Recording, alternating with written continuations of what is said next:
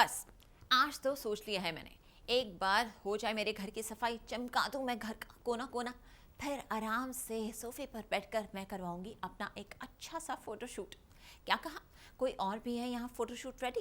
कौन है ये? लेकर चलते हैं आपको फटाफट इनके पास। 80s के दौर की वो मशहूर अभिनेत्री जो चमकी फिल्मों के आसमान में और 90 के दशक में शादी करके सब कुछ छोड़कर चली गई। सास बहू बेटियां पेश कर रहा है सोनम खान को, जो बॉलीवुड की सबसे ग्लैमरस अभिनेत्रियों में शुमार थी। इन्होंने थोड़ी बहुत फिल्में की, लेकिन फिल्म शादी रचाकर सब कुछ छोड़कर चली गई हैं। अब एक बार फिर से सोनम लौट कर आई हैं और आज के OTT के जमाने में बनना चाहती हैं फिर से हीरोइन। वही चकाचौंध, वही ग्लैमर, लेकिन बदलते वक्त के साथ और अपनी उम्र के किरदारों के साथ। तो चलिए आज आपको मिलाते हैं सोनम खान से, जिन्हें ज्यादातर लोग तिरछी टोपी वाले या ओए ओए गर्ल के रूप में जानते हैं, क्योंकि सोनम के करियर की सबसे बेहतरीन फिल्म थी त्रिदेव, जिसने उन्हें रातों रात स्टार बना दिया था। मुंबई में पली बड़ी सोनम ने अपना डेब्यू किया था यश चोपड़ा की फिल्म विजय के साथ, जहां उनके हीरो थे ऋषि कपूर। फिल्म तो नहीं चली, लेकिन सोनम को मिला एक नया मुकाम। इसके बाद उनकी अगली फिल्म थी त्रिदेव, जहां वो रातों रात स्टार बन गई। 90s का दौर शुरू हुआ था, जहां पर ग्लैमरस अभिनेत्रियों की लिस्ट में सोनम का नाम आया, क्योंकि वो पहली अभिनेत्री थी जिन्होंने 90s के दौर में 2 पीस बिकनी पहनकर सबको चौंका दिया था। इसके बाद सोनम ने ढेर सारी फिल्में की, लेकिन दशक खत्म होते होते विश्वात्मा के बाद उन्होंने फिल्में छोड़ दी, क्योंकि उन्होंने शादी कर ली और अपने बच्चे के साथ वो घर गृहस्थी में बिजी हो गई। पूरे 30 साल बाद सोनम लौट कर आई हैं और इस बार उन्होंने मन बना लिया है कि वो OTT शोज में और आज की कंटेंट ड्रिवन फिल्मों में काम करेंगी। अपने नए अंदाज और लुक को पेश कर रही हैं सोनम इस नए फोटोशूट के साथ, जहां एक नहीं दो नहीं बल्कि 4 अलग अंदाज में वो बिल्कुल आज के जमाने की बनकर करना चाहती है अपनी वापसी। तो आज दिखाते हैं सोनम का ये फोटोशूट, जहां वो अलग अलग लुक्स लेंगी, कुछ इंडियन, कुछ इंडो वेस्टर्न, कुछ मॉडर्न और कुछ स्टाइलिश। Look number 1।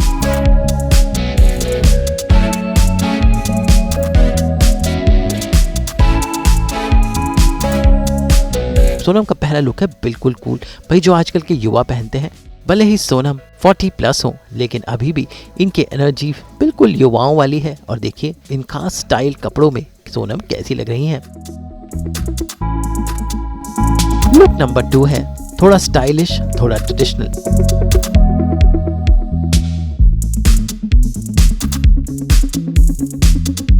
भाई देश के बेहतरीन डिजाइनर्स ने स्टाइल किया है कि स्टाइलों को एक साथ जमा करके सोनम की टीम ने उन्हें ये लुक दिया है, और उसके बाद एक ही फोटोग्राफी के कैमरे ने उनके अलग अलग एंगल्स को कैप्चर किया। इस मौके पर सोनम को खास मेकअप भी किया है उनकी टीम ने।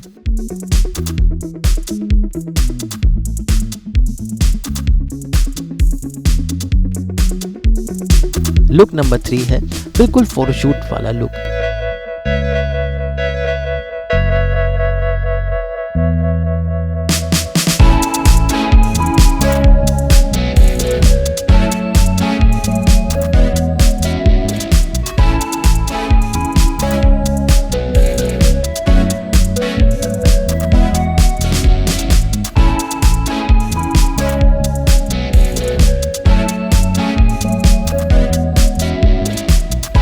इस रंग बिरंगी ड्रेस में उन्होंने अपने बेहतरीन पोजेस दिए।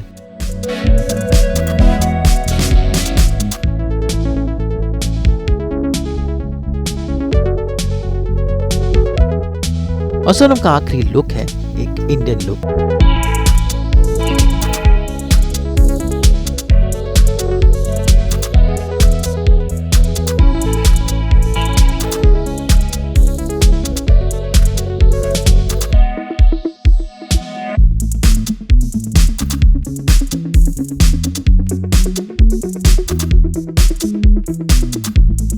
भाई इंडियन लुक तो ज़रूरी है, क्योंकि शोज तो इंडिया में बनते हैं, तो सोनम का इंडियन लुक कुछ ऐसा था।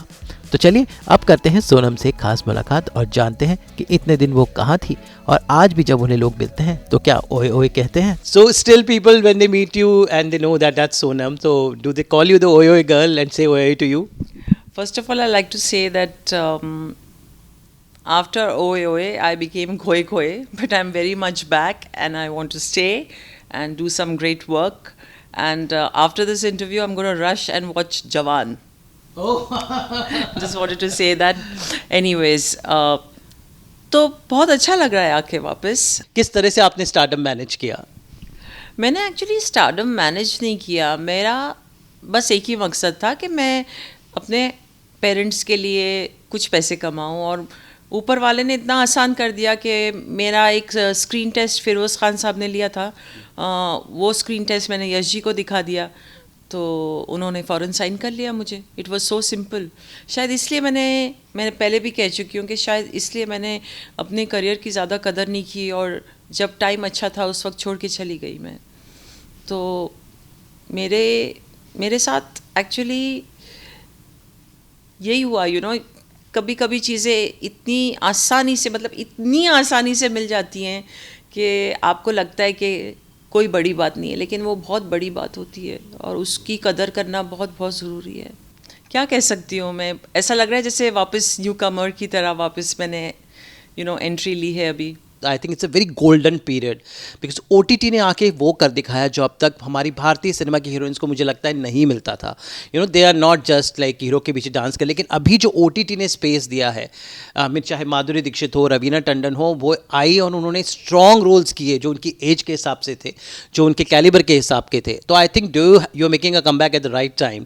सो I think it was deliberately सोचा था कि आएंगे और इस तरह होगा, जबकि पीरियड एकदम सही है, मतलब कम बैक के लिए. वहाँ एक्चुअली जो रोल्स लिखे जा रहे हैं स्ट्रॉन्ग फीमेल कैरेक्टर्स के. Absolutely. In fact OTT is the reason why मैंने सोचा कि मैं वापस आऊँ काम करने के लिए. Script is the king, the content is the king.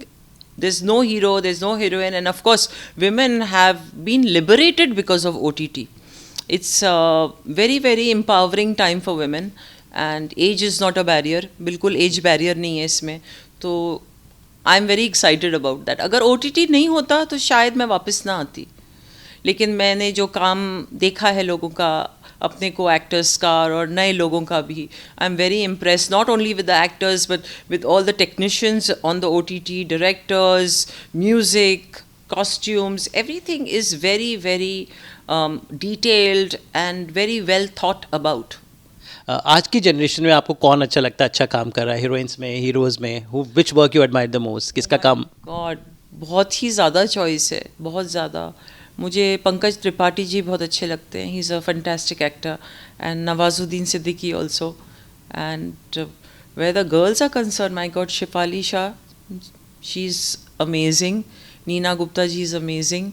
तो इन सब के काम मुझे बहुत अच्छे लगते हैं. बहुत सारी फिल्में, करीब 10 से 15 फिल्में जो आपने की, उनमें से काफ़ी सारी थी, लेकिन एक फिल्म जो मैं लेना चाहूँगा, स्पेशली मिट्टी और सोना जब आपने उस वक्त की थी, वो एक बहुत अलग हटके रोल था. उसमें 2 हीरोइन थी, लेकिन आपका रोल थोड़ा सा, it was a grey role. तो आज के ज़माने में ग्रे रोल करना तो इन है, लेकिन उस वक्त जब मिट्टी और सोना की मैंने इसलिए बात की क्योंकि उस वक्त आपने एक बहुत हटके रोल किया. तो जब ये फिल्म आई थी आपके पास तो सोचा था कि ये मैं कर लूँ, क्योंकि उस ज़माने में वो ऐसे रोल करने से लोग हिचकते थे. अरे मैंने तो झपटा मार के कर लिया, बिकॉज जो वो रोल था, मुझे कभी किसी ने ऐसा रोल ऑफर नहीं किया. And I am very thankful to Prahlad Nilani sir कि उन्होंने ये कॉन्फिडेंस मुझे दिया कि मैं ये रोल कर सकती हूँ. And all my co-actors, I am very very grateful to all of them. मतलब मैं बता नहीं सकती, मैं इतनी खुश थी पिक्चर स्टार्ट होने से पहले ही, क्योंकि मुझे पता था क्या रोल है मेरा. मैं किसी को जज नहीं करती. अगर मैंने 80s और 90s में अगर बिकनी पहनी और अभी लोग पहन रहे हैं बिकनी, मुझे कोई फ़र्क नहीं पड़ता है. It's okay. इस बात को एक बड़ा सा इम्पोर्टेंस नहीं देनी चाहिए. एज लॉन्ग एज जो कर रहा है उसमें कंफर्टेबल है, चाहे वो 80s हो, 50s हो, अभी है, one should not bother about it. I just feel that this is the right time for me. उस वक्त मैं, I was very young, so I think this is the golden period for me. So what was the kind of bonding actors used to share at that time, and do you think so that thing has changed in the so-called Instagram world, social media, where everybody poses with a selfie? So how do you see that whole paradigm shift? First of all, Instagram I feel is like a world of its own only. I mean, when I go to Instagram, I feel I'm not living on Earth only. You feel as if you've gone to some other, not even nation, to another planet. And what can I say? I mean, my tuning or my getting along with people was always very good. But Yes, with actresses there was a lot of competition, and whoever says that two competing actresses can be friends, I think they're lying through their teeth. I don't think so. That will ever change. Not at least in our movie industry, no. Okay. I think that's a universal phenomena. Yeah, absolutely. And I'm not going to say something which I don't believe in. I don't think two competing actors, as in females, since I'm a female, so I can only give my perspective, not a male perspective, but two competing females co-actors cannot be friends. I don't agree with that.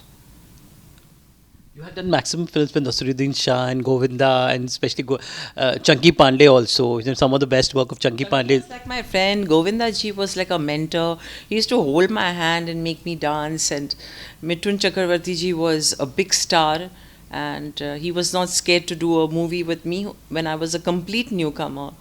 And I worked with Jackie Shroff. I worked with Chiranjeevi. It's been a very good experience working with all of them. They've been only helpful, including Sanjay Dutt ji, all of them. Two of the people whom you worked are not with us. Rishi Kapoor ji also. Yes, I was coming to Rishi that. We Kapoor lost ji- him. Your Ri- first hero. Rishi Kapoor ji, I owe my career to him. I remember going to meet him on a set, and it was some producer I'm sorry, I don't remember the name, but he immediately saw me and he said, "What are you doing here? You shouldn't be here. Yes, she's starting a movie." And I mean, he didn't even know me, and that gesture actually made my life, because when Yashji signed me for a movie, I signed like 20 movies in about a span of 3 months. Some movies I was still completing when I had given up work. So Rishi Kapoor ji was a very, very important factor in my life actually, and it's really sad that he's no more. Another person whom you had closely worked was Divya Bharti, one of the actresses we really missed.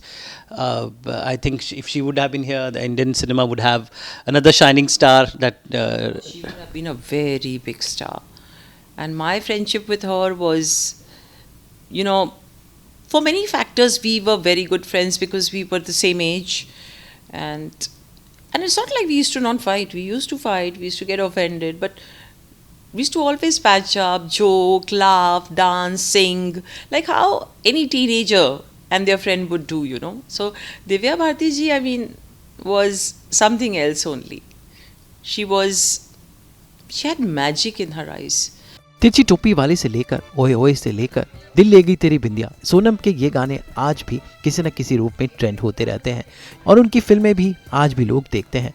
Sonam ने अपने career में दिव्या भारती से लेकर अमृता सिंह से लेकर शिल्पा शिरोडकर जैसी अभिनेत्रियों के साथ काम किया, और हीरोज की बात करें तो सबसे ज्यादा फिल्मों में नसीरुद्दीन शाह से लेकर चंकी पांडे, गोविंदा, मिथुन चक्रवर्ती जैसे कलाकारों के साथ काम किया। तो उम्मीद है उनका ये कमबैक भी उतना ही गोल्डन होगा जैसे उनकी फिल्में। फिलहाल सोनम मुंबई लौट आई हैं और कमर कसकर तैयार हैं अपने कमबैक के लिए, और उनका ये फोटोशूट उसी का एक नज़ारा था। Well, I hope my best is yet to come, and let's hope and pray I get a project which suits my sensibilities.